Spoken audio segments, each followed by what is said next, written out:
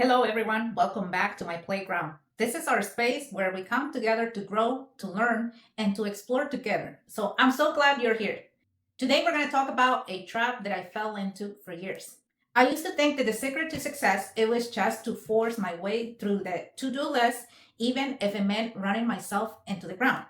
I was always busy, I was not productive, and I was constantly one bad day away from quitting entirely. Then a single lesson I learned from a world performance coach made me realize I was playing the game completely wrong. This is the simple mental shift that separates the founders who are stuck struggling from the elite performance who seem to have an endless supplies of drive. You know that feeling, don't you? It's 11 p.m., your eyes are burning from the harsh blue light of the screen, and you're running on the lukewarm fumes of the yesterday's coffee. You are surrounded by a graveyard of half finished projects and a to do list that it feels like an actively mocking you.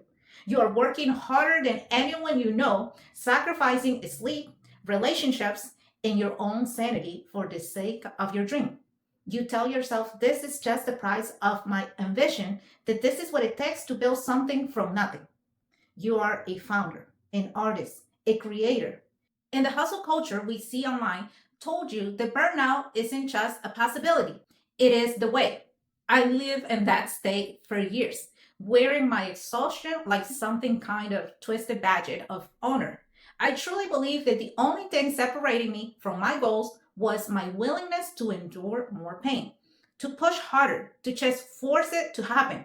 When a rare wave of motivation hit, I would ride it for all of that it was worth, working 16 hours a day and feeling like a titan on the industry. But that wave will always inevitably crash. It will leave me stranded on the shores of procrastination and crippling self doubt for days, sometimes weeks on end. My progress wasn't steady climbing. It was a chaotic cycle of sprints and devastating stalls. I was constantly in motion, but I wasn't achieving anything meaningful. And the worst part, I felt profoundly alone in it. The entrepreneurial road, it can be lonely. And when you're grinding yourself to the dust, that isolation feels absolute.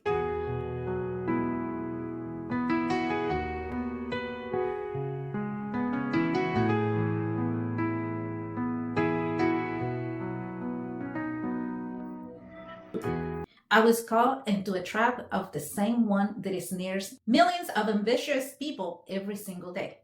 It's the motivation trap. We're told that success is just a matter of sheer willpower. We're sold the romantic idea that the elite performers, the top 1%, just have more grit, more passion, more raw, relentless drive than the rest of us. We see the highlight reels of ultra endurance athletes and former special forces operators who talk about conquering the mind, and we think, I just need to be tougher. I need to want it more. So we try. We download another productivity app convinced that this is the one that it will fix us. We force ourselves to wake up at 5 in the morning, even though our body is screaming for rest. We drink the green juice and listen to the motivational speeches on repeat.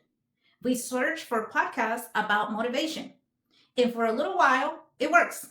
It feels that surge of energy, that intoxicating belief that this time it will finally be different. But then life does what life does. A project goes sideways, a client pulls out, a launch flops. You get sick, or your kids get sick, or the car breaks down. The raw emotional fuel that you were running on evaporates in an instant, and you are left on the side of the road with an empty tank, feeling like a complete and utter failure. You start asking those soul crushing questions. Why can I not just stay disciplined? What is fundamentally wrong with me? Do I even have what it takes to see this through? This cycle is not just exhausting, it's destructive. It leads to a specific kind of entrepreneurial burnout, one born from the constant pressure to be on, combined with the isolation and the gut wrenching feeling that you can never ever step away. And the research backed this up. A landmark study from the UC Berkeley found that 72 of entrepreneurs are affected by mental health challenges. These feelings aren't the exception for founders. They are often the rule. The problem isn't that you are weak. The problem isn't that you lack desire. The problem is that the entire premises is a lie. Relying on motivation to achieve your goals is like trying to build a skyscraper on a foundation of sand. Motivation is a feeling and an emotion, and emotions are fickle by nature. They're unreliable. If your success depends on how you happen to feel on any given day, your success will always be unstable. I was living proof of that. My entire life, it was dictated by my moods. I was a slave to the whims of inspiration, and it almost cost me everything. I was on the verge of giving up completely, convinced that I was just one of those people who starts things but never finishes them. Then I stumbled across a concept did not just change my perspective, it rewired my entire operating system. It was so simple, yet so profound, and it completely dismantled the lie that I was living into. You see these powerful truths echo in the work of many great minds. You see it in popular techniques where you're told to count down for 5 and physically move to interrupt your brain patterns of hesitation. You see it in behavior psychology. You see it in teachings about breaking patterns and taking massive action. The real lightning bolt for me was understanding the why behind it. It was a game changing principle of human psychology. Action precedes motivation. You don't wait to feel like it, you act first, and then the feeling of motivation follows as a result. Think about it like a car engine on a freezing morning. You have to turn the key and let the engine crank and sputter for a bit. It doesn't want to start, but you keep at it. And eventually it turns over, warms up, and runs smoothly. Your motivation works the exact same way. It needs the friction of an action to get it started. I have been living my life completely backwards. I was waiting for the feeling of motivation to arrive before I would take action. I was waiting for the perfect mood, the right amount of energy, the alignment of the stars. This core principle told me that elite performance don't wait for the feeling. They create the feeling through action. They don't depend on motivation. They generate it on demand. Some experts talk about the difference between what we call push and pull motivation. Push is brute force willpower. It's forcing yourself to do something, and it is an extremely fine resource. Pull is being drawn for by compelling vision, a deep sense of purpose. But even when that big vision feels distant on a tough day, the real bridge between where you are and where you want to be is the small disciplined action that you take right now.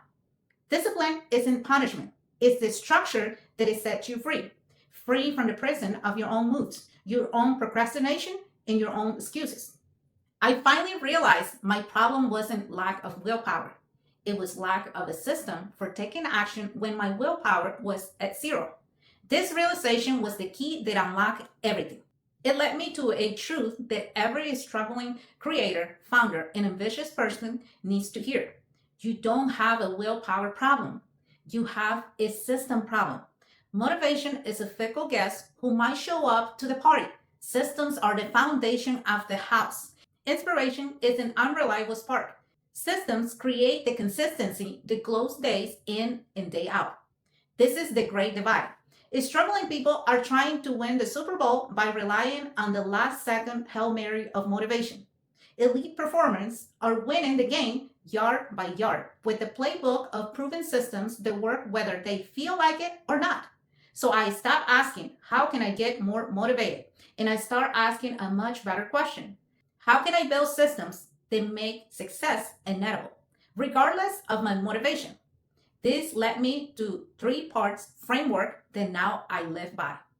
And the first one, the number 1, pre-decide and automate it. The first fix was to attack the single biggest drain on my energy, decision fatigue. Every day we face 1,000 forks in the road, what to post, which email to answer, what project gets my attention. Each one of these seemingly small decisions depletes your cognitive resources, draining your precious willpower before you even get to the real work. The solution is to pre-decide. You automate as many non-essential choices as possible to conserve your mental energy for what truly matters. And this is not about being a robot, it's about being strategic. It is why some of the most effective leaders wear a similar outfit every day to make one less decision. And now I apply this. I plan my meals on Sunday. I laid out my workout clothes the night before. I create a non negotiable morning routine that it could execute on autopilot. And in my business, this meant creating a standard operating procedures for everything on how I onboard a new client, how I script and fill this content, how I manage my inbox. It all became a repeatable process. I no longer wake up and ask, what should I feel like doing today? I woke up and simply execute the plan that I already made when I was in a clear strategic state of mind. This one fix freed up an incredible amount of mental bandwidth and eliminated dozens of opportunities for procrastination to creep in. Fix number two, build structures and engineer your environment. The second fix was to stop relying on my internal discipline and start relying on external structure. Your environment will always be your willpower, always. If you have junk food in your house, you will eventually eat it on a stressful day. If your phone is next to your bed, you will scroll when you should be sleeping. So I began to consciously engineer my environment for success. The goal is to add friction to bad habits and remove friction for good ones. My phone now gets plugged in across the room an hour before bedtime. It's a small change, but it makes checking it from bed impossible. When it's time for deep work, an app on my computer blocks distracting websites. My workspace is clean, it contains only the tools that I need for the task on hand, removing any potential distractions. My gym sessions aren't a vague goal. They are non-negotiable appointments on my calendar, just like a meeting with the key investor. These structures are my guardrails. They don't require motivation. They don't care if I'm tired or uninspired. They are the architecture of my discipline. As the saying goes, it's better to build habits of consistency than to wait for feelings of inspiration. These structures are how to build that habit.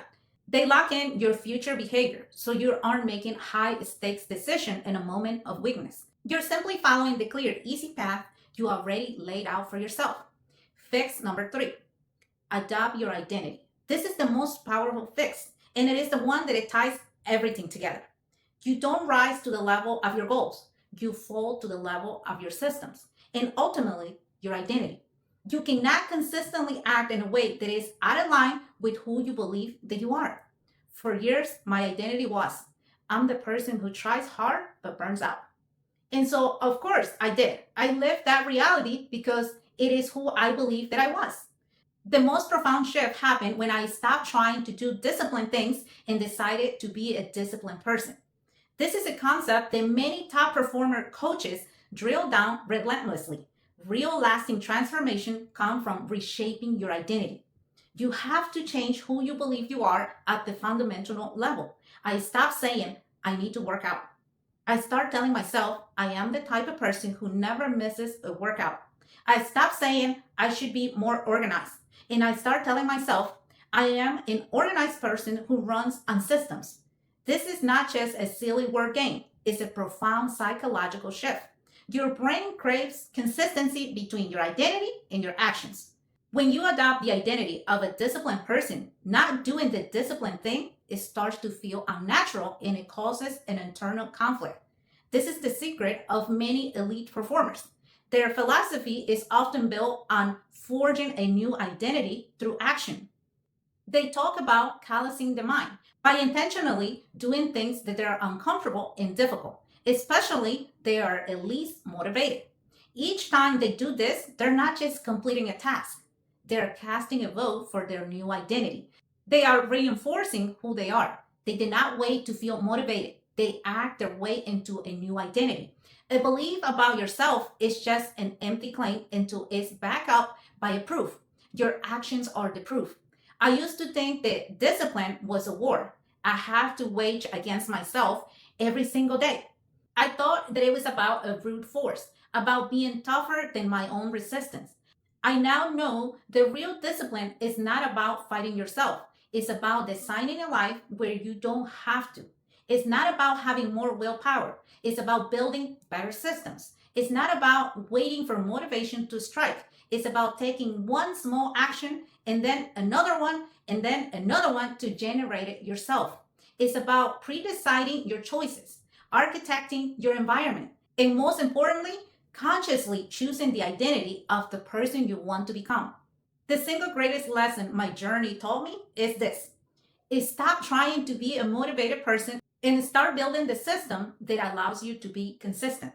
Because motivation is a spark, but systems are the engine that it will carry you through the darkness, the exhaustion, and the doubt all the way to the finish line.